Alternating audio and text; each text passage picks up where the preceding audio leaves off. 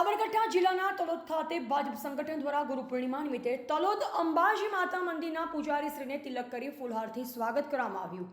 સાબરકાંઠા જિલ્લાના તલોદ ભાજપ સંગઠન દ્વારા ગુરુ પૂર્ણિમા નિમિત્તે તલોદ અંબાજી માતાજીના મંદિરના પૂજારી શ્રી પ્રફુલભાઈ મહારાજને તિલક કરી ફૂલહારથી સ્વાગત કરી ફ્રૂટ અને દક્ષિણા આપી સન્માન કરી ગુરુ પૂર્ણિમાની ઉજવણી કરવામાં આવી।